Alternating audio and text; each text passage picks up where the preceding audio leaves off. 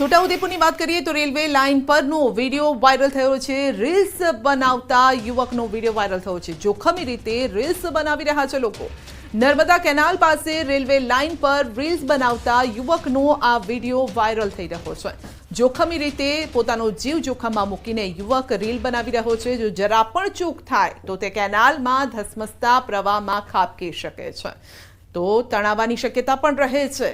પરંતુ जीव करता रील्स वधारे तेमना माटे अगत्यनी होय तेम लागी रह्युं छे। तो नीचे पाणी वही रह्युं छे ने उपर तेओ रील्स बनावी रह्या छे। मोरबीमां दारूबंधीना धजागरा उडाडतो विडियो वायरल थयो छे। हाथमां दारूनी पोटली लई फरतो व्यक्ति देखाई रह्यो छे। जाहेर रस्ता पर दारू साथे बेखौफ फरतो व्यक्ति देखाय छे। पीपળી જેતપર रोड परनो विडियो छे।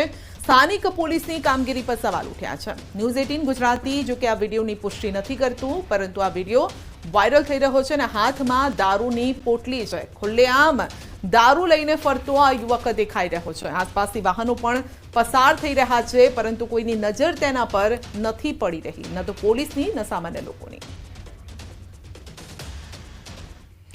मोरबीमां बेकाबू पिकअपे गायने लीधी छे अड़फेटे। नवा बस स्टेशन नजीक सर्जायो अकस्मात। गायोने अड़फेटे लीधा बाद गाड़ी पोल साथे અથડાઈ હતી। સનાડા રોડ પર અકસ્માતના સીસીટીવી સામે આવ્યા। ડિવાઈડર પર રહેલા સીસીટીવી પોલ સાથે ધડાકાભેર અથડાઈ હતી। તો દ્રશ્યમાં જોઈ શકાય છે કે પિકઅપે ગાયને અડફેટે લીધી છે અને સીસીટીવી સામે આવ્યા છે।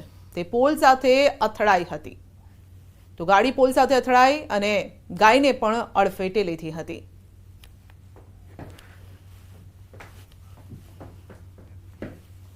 આણંદમાં વીજ કરંટ લાગતા વૃદ્ધ પતિ પત્નીનું મોત થયું છે। તો આંકલાવ સ્ટેશન વિસ્તારમાં વૃદ્ધ દંપતીને લાગ્યો કરંટ। પતરાવાળી છત પર લોખંડની સીડી મૂકી ચડવા જતા વીજ કરંટ लाग्यो। પતિને બચાવવા ગયેલા વૃદ્ધાને પણ કરંટ લાગતા બંનેના ઘટના સ્થળે મોત નીપજ્યા। પોલીસ અને વીજ કર્મીઓએ સ્થળ પર પહોંચીને તપાસ પણ હાથ ધરી છે।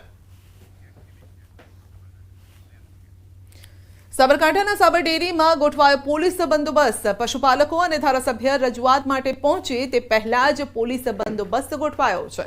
ડેરીએ જાહેર કરેલા નવા ભાવ ફેરને લઈ પશુપાલકો રજૂઆત કરશે। બાયડના ધારાસભ્ય ધવલસિંહ ઝાલાની આગેવાનીમાં પહોંચશે અને ડેરીના મુખ્ય દરવાજા પર ખડકી દેવાયો છે પોલીસ બંદોબસ્ત। વલસાડના કપરાડા તાલુકાના કેટલાક ગ્રામ્ય વિસ્તારમાં સ્મશાન જેવી પ્રાથમિક સુવિધા નથી। તો બારપુડા ગામમાં છતવાળી પાકી સ્મશાન ભૂમિ ન હોવાથી લોકો વરસાદ વચ્ચે ખુલ્લામાં જ અગ્નિ સંસ્કાર કરવા મજબૂર છે।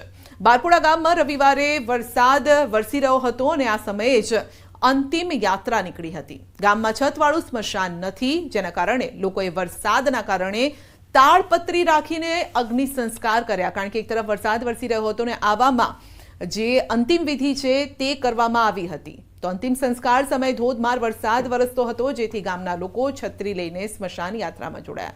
ગ્રામજનોએ તાળપત્રીના સહારે અંતિમ સંસ્કાર કર્યા। ગ્રામજનોને ચોમાસામાં ભારે હાલાકીનો સામનો કરવો પડે છે। ગામમાં છતવાળા સ્મશાન ગૃહની માંગ ઉઠી છે।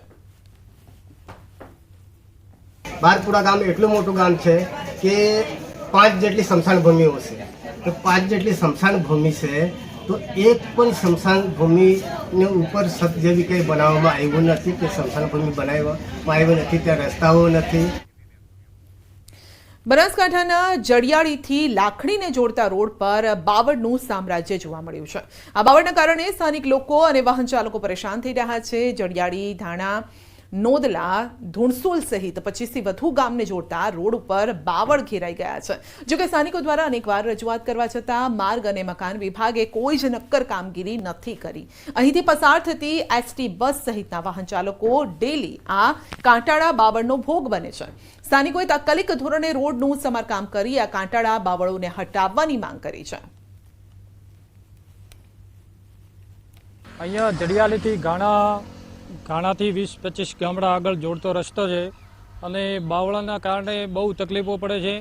નાના વાહનોવાળાને, મોટા વાહનોને અને બસવાળાને વારે ઘડીએ ઊભું રહેવું પડે છે અને આગળ સાઈડ જેવી જગ્યા નથી।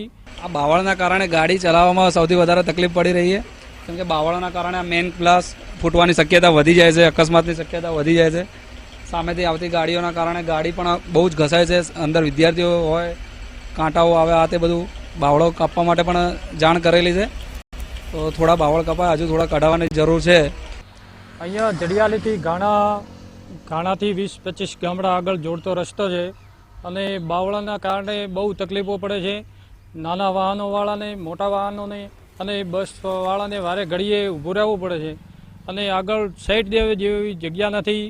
અત્યારે અમે છીએ બનાસકાંઠાના જડિયાલી ગામની અંદર અને આપ મારી પાછળ દ્રશ્યોમાં જોઈ શકો છો કે જે આ જડિયાલીથી 25 ગામોને જોડતો જે રસ્તો છે, આ રસ્તા ઉપર બાવળોનું સામ્રાજ્ય જોવા મળે છે અને આ બાવળોના લીધે અનેકવાર લોકોને પરેશાન પણ થવું પડે છે. તે ઉપરાંત બે સાધનો આજુબાજુથી જ્યારે નીકળે છે ત્યારે બાવળોના લીધે વાહન ચાલકોને મુશ્કેલીનો સામનો કરવો પડે છે. જ્યારે મોટા વાહન પાસેથી બાઇક નીકળતું હોય છે ત્યારે અનેકવાર બાઇક ચાલકોને અકસ્માતનો ભોગ પણ આ બાવળોના લીધે બનવું પડે છે. ખાસ કરીને જે આ રસ્તો છે તે માર્ગ એન્ડ મકાન વિભાગમાં આવે છે. માર્ગ એન્ડ મકાન વિભાગને આ બાવળો કટિંગ કરવાનો હોય છે, પરંતુ માર્ગ એન્ડ મકાન વિભાગના અધિકારીઓની બેદરકારીના લીધે લોકોને પરેશાન થવાનો વારો પણ આવ્યો છે. તે ઉપરાંત જડિયાલી સરપંચ દ્વારા લેખિતમાં રજૂઆત કરવામાં આવી છે, છતાં પણ હજી સુધી આ બાવળો કટિંગ કરવામાં ના આવતા વાહન ચાલકો તેમજ સ્થાનિકો મુશ્કેલીમાં મુકાયા છે. કિશોર તુવર, ન્યૂઝ 18 ગુજરાતી, બનાસકાંઠા. બુલેટિનમાં આગળ વધીશું નાનકડા બ્રેક બાદ.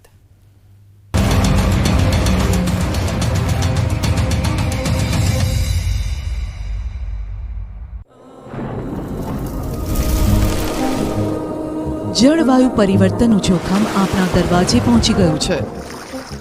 હવે જરૂર છે એક મોટા ક્રાંતિકારી બદલાવની અને આનો પ્રારંભ થશે 140 કરોડ ભારતીયોથી. આ ક્રાંતિ શરૂ થશે એક વૃક્ષથી. એક વૃક્ષ માનવતા માટે, એક વૃક્ષ આ ધરતી માતા માટે, એક વૃક્ષ આપણા ભવિષ્ય માટે. પ્રોજેક્ટ વન ટ્રી, ન્યૂઝ 18 નેટવર્કની એક મોટી પહેલ. સોલો ટ્રીપ પર જઈ સહિતના વિસ્તારોમાં જમીનમાંથી ઉકળાટ બહાર આવતા ઈયળોના ઝુંડ બહાર નીકળી આવ્યા છે. ગામના એક ઘરમાં ઈયળોએ અડ્ડો બનાવી લીધો છે. ઈયળોના ઢગલા કરણધાર વિસ્તાર અને મેવાસા ગામ વિસ્તારોમાં નીકળી પડ્યા છે. જમીનમાંથી લાલ કલરની ઈયળોના ઢગલા નીકળી પડતા લોકોને ઘરોમાં રહેવામાં, જમવામાં બધી જ જગ્યાએ મુશ્કેલી પડવા લાગી છે. મેવાસા ગામ અને કરણધાર વિસ્તારોમાં ઢગલો ઈયળો નીકળી પડતા લોકોમાં કુતૂહલ સર્જાયું. લોકો પગ નીચે મૂકી શકતા નથી. દિવાલો પર તો ડેરો જમાવતા લોકો ડરી ગયા છે. અરવલ્લીમાં અંતિમ સંસ્કારની વિધિ દરમિયાન ભમરા ઉડ્યા, ડાઘુઓ નાસભાગ મચાવતા જોવા મળ્યા. અરવલ્લીમાં અંતિમ સંસ્કાર દરમિયાન અચાનક જ ભમરા ઉડતા ડાઘુઓ અને સ્મશાનમાં હાજર લોકોમાં નાસભાગ મચી. 35 થી વધુ લોકોને ભમરાઓએ ડંખ મારતા હોસ્પિટલે ખસેડવાની ફરજ પડી. અરવલ્લીના કમઠાડિયા ગામે સ્મશાનમાં અંતિમ સંસ્કાર માટે આખું ગામ ભેગું